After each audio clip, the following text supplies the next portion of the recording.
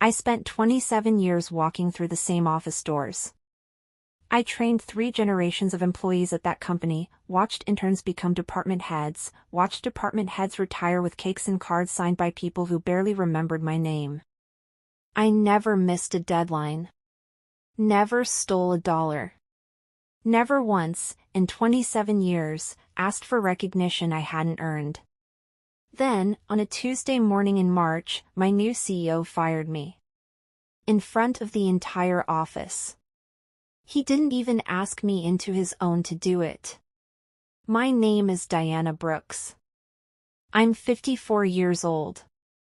I work in accounting, I should say, as of that Tuesday, and if you'd walked past my desk any day over those 27 years, you probably wouldn't have remembered me 5 minutes later. I liked it that way, honestly. I wore cardigans in muted colors, kept my hair the same simple length it's been since my 30s, ate lunch alone at my desk more often than not, and did my job so quietly, so consistently, that most people in that building genuinely believed I was exactly what I appeared to be. A middle-aged accountant. Reliable. Forgettable. Harmless.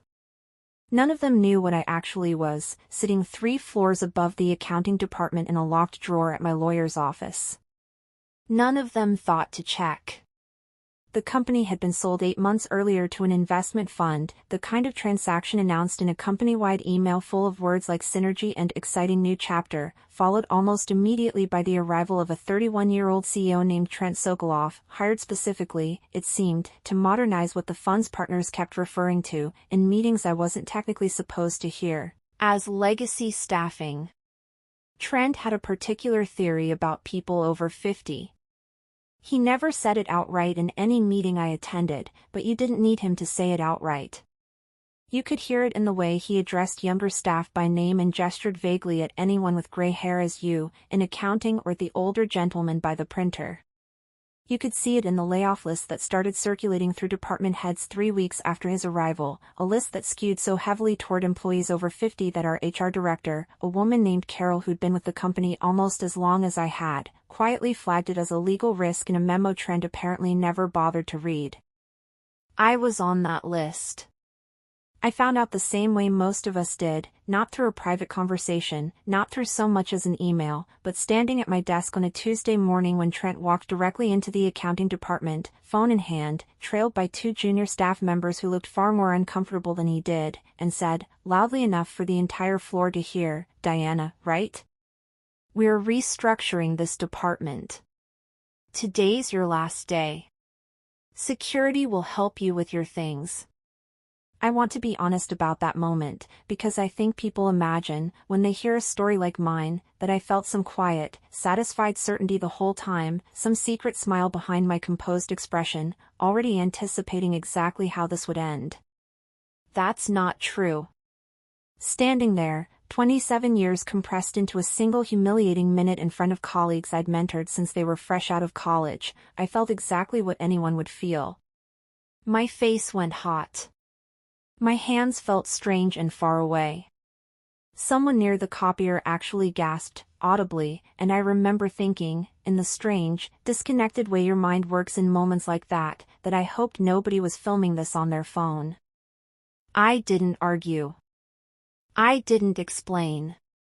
I collected the photo of my late husband from my desk, my chipped World's Okayest Accountant mug that my niece had given me as a joke years earlier, and I walked out through that same set of office doors I'd walked through for 27 years, for what Trent Sokoloff fully believed was the very last time. Here's what nobody in that building, not Trent, not the investment fund's partners, not even most of my own former colleagues, ever bothered to learn about the company's history. 27 years ago, when I was still new, still learning the difference between a balance sheet and an income statement, the company's original owner, a quiet, meticulous man named Arthur Whitfield, was diagnosed with a terminal illness. He spent his final months doing something almost nobody in his position bothers to do. Instead of simply selling the company outright and walking away with the proceeds, he restructured a portion of ownership into a modest equity program offering 10% of total shares, distributed among a group of what he called his key people, not executives, not board members, but the employees he quietly noticed were actually holding the company together day to day. I was one of 11 people on that list.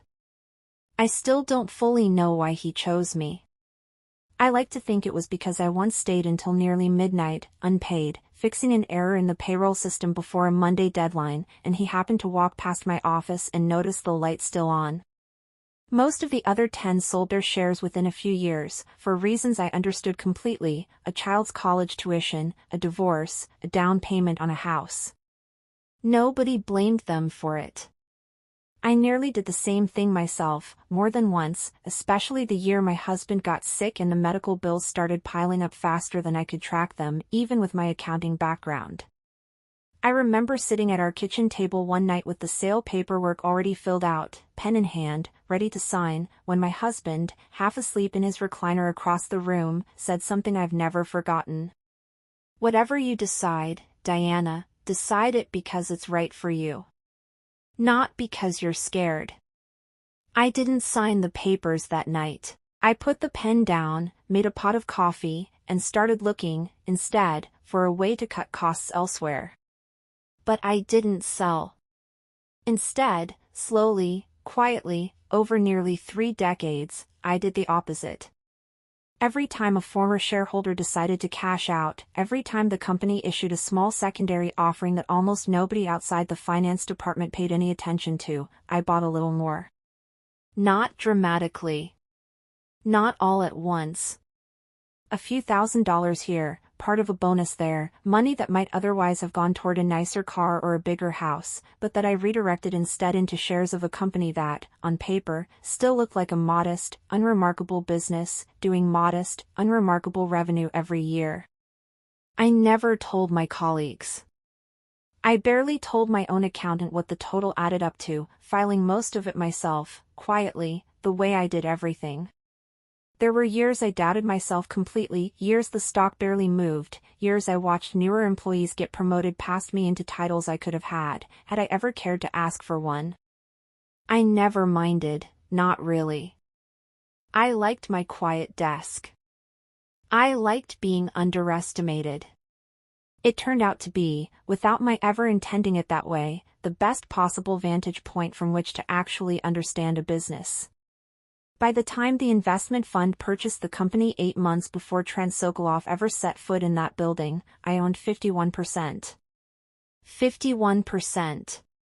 Majority ownership.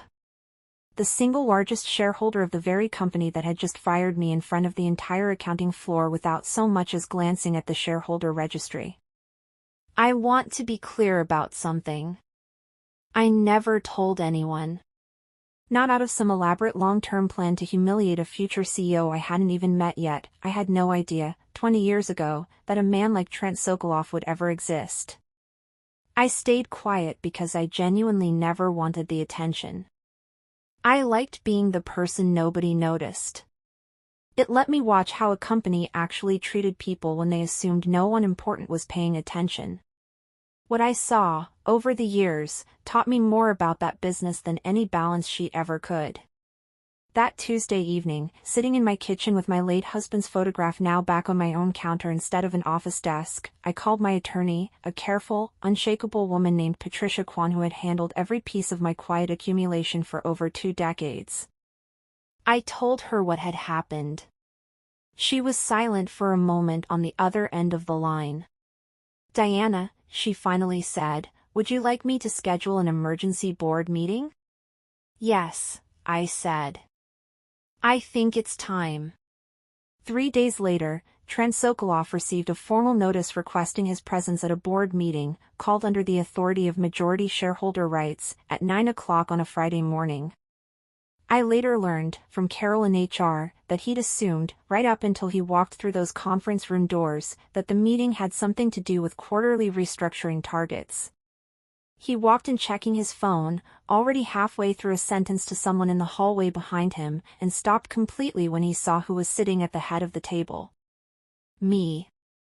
I'd chosen my clothes carefully that morning, though I imagine most people watching wouldn't have noticed the difference. The same kind of cardigan I always wore. My hair the same. Nothing about my appearance announced what was about to happen, and I'd wanted it that way, deliberately.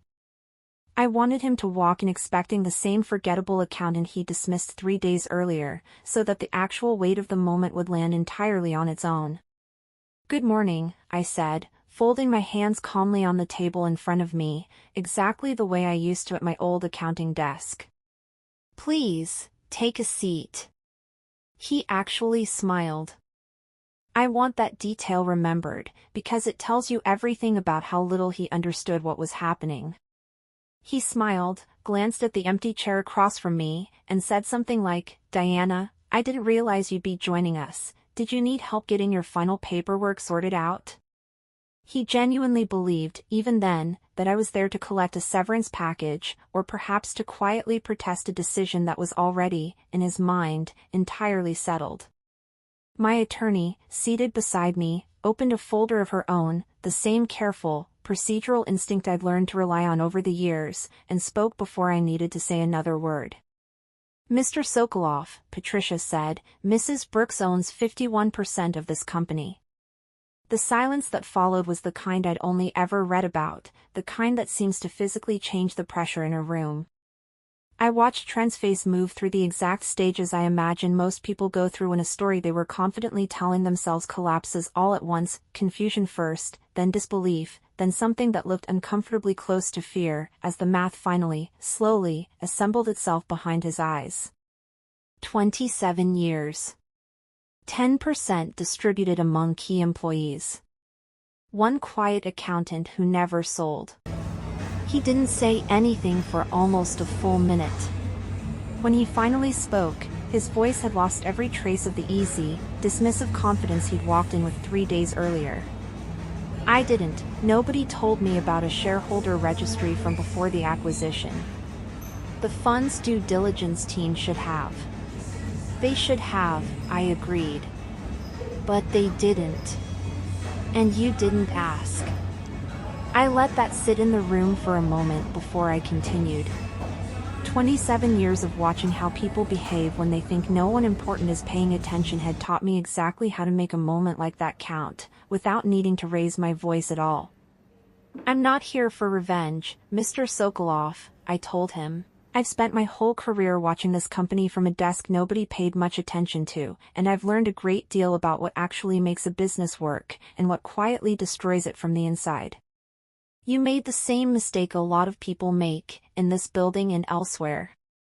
You assumed that quiet meant powerless. That gray hair meant obsolete. That the value of a person could be measured entirely by how loudly they announced themselves in a meeting." I could see him bracing for the word he was certain was coming next. Fired. It would have been easy. It would have felt, in the moment, deeply satisfying, and I won't pretend some small part of me didn't consider it, at least for a second, sitting there watching him absorb exactly how thoroughly the ground beneath him had shifted. "But that's not what I did. I won't make the same mistake you made," I told him instead. Rather than terminating him outright, I restructured his role. Trent Sokoloff remained employed by the company, but no longer as CEO. I moved him into a standard regional manager position, reporting directly to a department head, with an ordinary desk on an ordinary floor, required, like everyone else, to show up on time, meet quarterly targets, and interact daily with the very employees over 50 he'd once referred to, in a meeting he didn't realize I'd heard about, as legacy staffing. I told him, plainly, that the position was his to keep or walk away from, entirely his choice, but that if he stayed, I expected him to actually learn something in it. Not through lectures. Not through some performative company retraining seminar. Just through the slow, ordinary experience of being, for the first time in his career, someone whose voice wasn't automatically the loudest one in the room. He stayed. I don't know exactly why, pride, perhaps, or some genuine flicker of self-awareness I hadn't expected from him that morning in the boardroom. Carol tells me he's different now, a year later. Quieter in meetings. Quicker to ask questions instead of announcing decisions. He apparently spent an entire afternoon a few months ago helping an employee twice his age troubleshoot a spreadsheet error, the exact kind of unglamorous, unnoticed work that used to be entirely beneath him. I don't know if people can fully change. I've read enough literature over a lifetime to know that transformation stories are usually more complicated in real life than they are on the page. But I do know this, the version of Trent Sokoloff walking through our offices today bears very little resemblance to the man who fired a 54-year-old accountant in front of an entire floor without bothering to check who she actually was. Carol asked me once, not long after the board meeting, why I hadn't simply fired him outright, why I'd bothered with the slower, less satisfying path of putting him back on an ordinary floor to relearn everything from the bottom. I told her the truth. Firing him would have proven a point for exactly one day. Making him sit at an ordinary desk, answering to people he'd once dismissed, taught him something that lasted considerably longer, the same lesson, in a way, that 27 years at that quiet desk had taught me. I still come into that office most days, not because I need to, but because I find, even now, that I like watching how a company runs when it's paying attention to the right things. I sit in on meetings sometimes. I still eat lunch alone at my desk, more often than not, by choice rather than circumstance these days. People notice me now, of course, it's difficult not to notice the majority shareholder, but I try, whenever I can, to make that attention as unremarkable as possible. I still wear my cardigans. I still keep that chipped mug on my desk. What I want people to understand, hearing a story like this, is something I spent 27 years learning firsthand, long before I ever sat at the head of that boardroom table. The loudest person in the room isn't always the most powerful. Sometimes, it's the quiet one taking notes.